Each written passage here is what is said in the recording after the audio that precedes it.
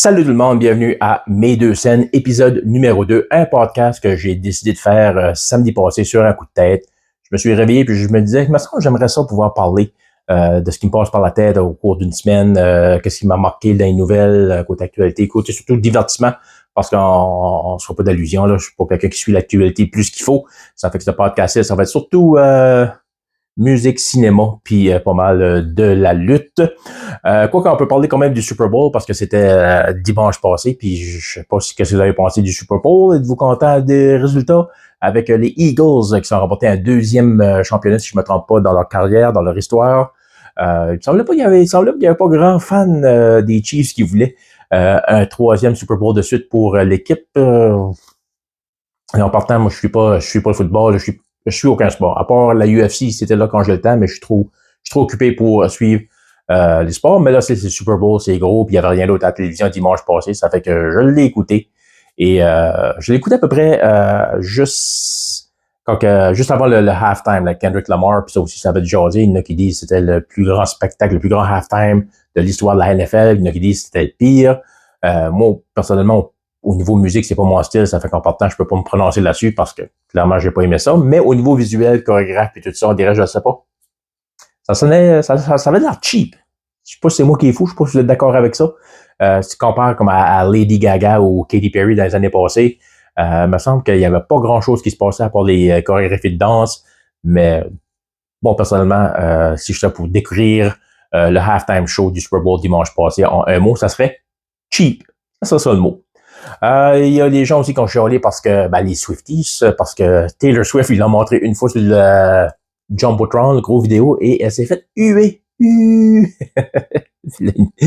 y en a qui n'étaient pas contents avec ça. Les Swifties étaient un peu fâchés de ça, puis il y en a même qui ont dit c'est les hommes insécures qui sont pas capables d'avoir une femme qui a du succès puis qui est forte, puis ça n'a aucun rapport.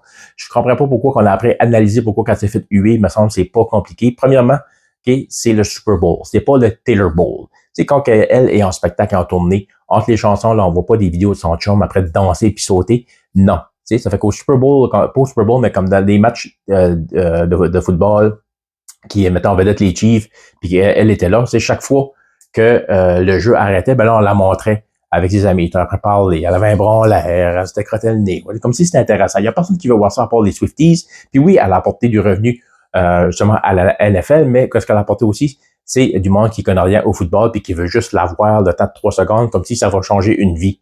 Okay? Ça fait que là, c'était le Super Bowl. C'était deux équipes qui se battaient pour un championnat qui est pas mal le championnat le plus reconnu de tout sport confondu, le Super Bowl avec le trophée Lombardi. Ça fait que le monde n'était pas intéressé vraiment de l'avoir puis je pense qu'elle a un peu de surexposition.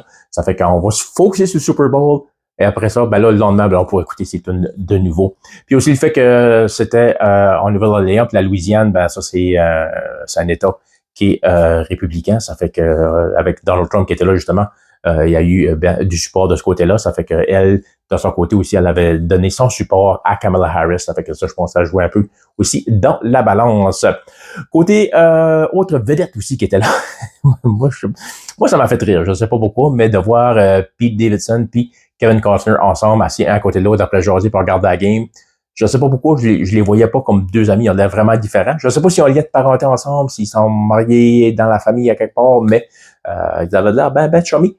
Mais qu'est-ce qui a marqué aussi vraiment que moi, ça j'étais comme oh wow, c'est quelque chose. C'est Adam Sandler qui était dans le genre de boîte VIP et il était en train de parler à Sir Paul McCartney. Peux-tu imaginer aller quelque part puis à un moment donné, c'est out of the blue. Je ne sais pas s'il savait d'avance que Paul McCartney allait être là, mais puis je ne sais pas si Adam Sandler l'a déjà rencontré. Mais les deux avaient l'air quand même à joker et à rire ensemble. Ça fait que rencontrer Paul McCartney, ça doit être quelque chose. Là. Je suis pas un fan des Beatles, personnellement. J'aime peut-être 3-4 de leurs chansons, mais je reconnais l'impact puis l'influence qu'ils ont eu justement à travers la musique puis l'art en général dans les dernières générations. Puis encore aujourd'hui, il commence à avoir une grosse influence. Continue, je devrais dire pour commencer, il continue à avoir de l'influence dans le monde de la musique, les artistes justement qui disent que les Beatles, c'est ce qui les a motivés et poussés à devenir des musiciens eux-mêmes. Ça fait que je reconnais l'impact des Beatles. Ça fait que même si je suis pas un fan du groupe, rencontrer Sir Paul McCartney, ça serait quelque chose. Ringo Starr, Paul McCartney. Et en tant que fan de lutte, ce qui a marqué mon attention du côté des personnes qui étaient là. Je ne sais pas si on peut dire c'est une célébrité, mais Vince McMahon, ancien propriétaire de la WWE, était là avec son fils Shane et il était là aussi avec Mark Calloway, The Undertaker, que je dois avouer j'étais un peu surpris de voir Undertaker en public avec Vince. Vince McMahon, si vous n'êtes pas au courant, il y a plein d'allégations et d'accusations d'assaut, d'agression, de trafic sexuel qui va contre lui. Dans le monde de la lutte, là, il est non-existant, c'est comme s'il n'a jamais été là. Puis je sais que c'est quand même, faut pas oublier, c'est innocent until proven guilty, là, comme qu'ils disent. Mais même à ça, c'est sur la carrière de Vince avec les nombreuses controverses qu'il a passées au travers. C'est comme pas surpris que ça y arrive. Mais cette semaine, j'ai écouté le podcast de Bubba Ray Dudley, qui était avec Undertaker plus tôt cette semaine, puis Taker il a dit écoute, je sais que je vais avoir de la haine pour ça, mais il y a quelque part, je m'en fous. Vince McMahon, c'est lui qui j'y dois beaucoup. C'est lui c'est grâce à lui qui m'a donné la chance d'avoir la vie qu'il y a aujourd'hui, parce que c'est Vince McMahon qui l'a appelé, il a dit hey, j'ai un personnage pour toi, c'est Undertaker, tu sais, puis c'est parti de là, puis Undertaker aujourd'hui qui est une légende, pas juste dans la lutte, mais c'est connu mondialement. Ça fait que ils ont doit beaucoup à Vince, puis au cours des années à travailler proche, puis travailler justement à travers le monde comme ça, ben c'est ceux qui sont devenus des amis. Vince McMahon qui avait intronisé plutôt Undertaker au Hall of Fame une couple d'années passées, ça fait que je pense que c'est normal qu'il reste ami. Puis comme il disait aussi, côté accusation, il dit je sais pas ce qui s'est passé, qu'est-ce qui s'est pas passé, j'attends comme tout le monde. Et aussi, il disait qu'il y a un cercle d'amis très, très petit, très, très restant, à qui, justement, leur opinion a une valeur, puis le reste autour, ben, ils s'en foutent pas mal, vous pouvez penser de qu'est-ce que vous voulez. Moi, ça me dérange pas. Ça fait que, j'ai trouvé ça, je sais pas si c'est pour lui de faire ça, mais comme qu'il dit, lui, il s'en fout, puis il en doit beaucoup à Vince, ça fait que, à quelque part, je peux comprendre, tu sais. Moi, c'est 17-18 ans passés, j'ai fait une grosse dépression, puis j'ai rencontré un psychologue. Puis quand il a commencé à m'aider, qu'est-ce qui était censé d'être à peu près 6 à 10 semaines, ça a été 2 ans et demi, là, de lui qui voulait justement continuer à me suivre, continuer à faire sûr que j'étais correct, puis être là pour moi.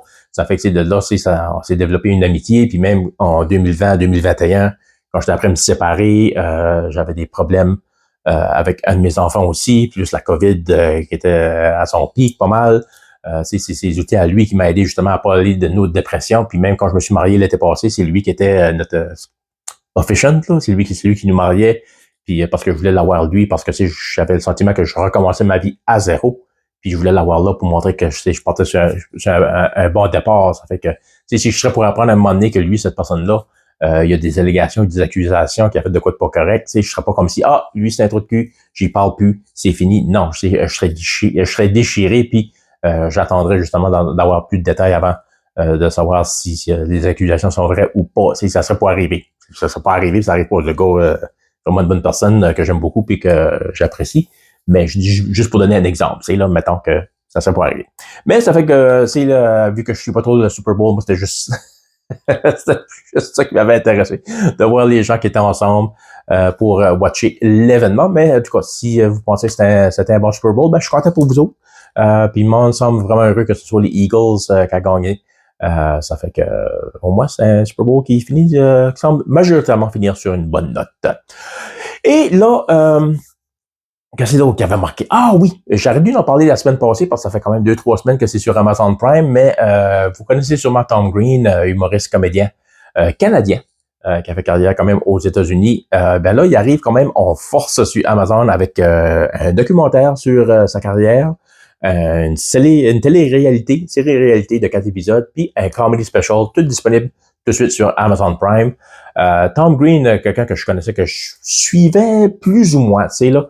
Mais après avoir écouté le documentaire et la série-réalité, je dois vous avouer que j'ai beaucoup plus de respect pour le gars. J'étais pas conscient qu'il y avait eu vraiment une telle influence sur le divertissement, la façon de divertir le monde comme qu'on connaît aujourd'hui. Par son documentaire justement qui est dirigé par lui-même, puis ça c'est pas une bonne idée en passant. Si tu veux faire un documentaire sur toi-même, prends quelqu'un pour le diriger parce que les chances vont être que tu vas juste te parler de toi en bien puis tu vas minimiser tes erreurs que tu as faites dans le passé, puis on veut pas ça. Si tu veux un portrait honnête, ben faut que tu prennes quelqu'un d'impartial justement pour parler de ta vie. Mais ça a quand même donné quand même un bon résultat. Puis justement, au début du documentaire, il parle avec sa mère, puis sa mère trouve ça bizarre. Elle dit, tu fais un documentaire sur ta vie? Ben, elle dit, tu feras pas prendre quelqu'un, puis il est comme non, ça va bien aller. Puis en effet, ça a bien été. C'est un bon podcast justement qui parle, qui résume sa carrière. Je savais même pas qu'il avait commencé en musique avec du rap, avec son groupe Organized Rhyme, qui quand même, il était pas mauvais comme rapper. C'est pas mon style de musique, mais faut que je reconnaisse son talent. Puis ensuite, étant donné que ça n'a pas marché, ben là, il a agit justement dans le divertissement avec son fameux Tom Green Show. Puis il a commencé vraiment de façon humble, c'est là sur Cable TV. Puis ça a monté de là, après ça, à MTV, puis après ça, à Los Angeles. Ça parle aussi justement de sa vie personnelle avec sa relation avec Drew Barrymore. Aussi, il parle de son cancer testiculaire. Où c'est assez impressionnant de voir que le gars a jamais arrêté de travailler à travers les traitements, à travers les opérations. Opérations d'ailleurs qu'il avait filmé pour son Tom Green Show. C'est quoi qu'on a... J'aurais pu me passer de voir, là, c'est assez dégueulasse, mais c'est Tom Green. Puis c'est ça que j'ai toujours aimé de parler de Tom Green, c'est que, tu sais, oui, il est bizarre, il est out there, mais en même temps, il est vrai, c'est lui. Il fait pas un personnage, il se force pas, ça lui vient naturel. Puis aussi, justement, quand je parlais de l'influence qu'il y a, c'est, tu regardes par exemple comme Jackass, qui était populaire sur MTV à un moment donné, il y a une série de films de ça, c'est Ben Margera qui écœurait ses parents à gauche et à droite.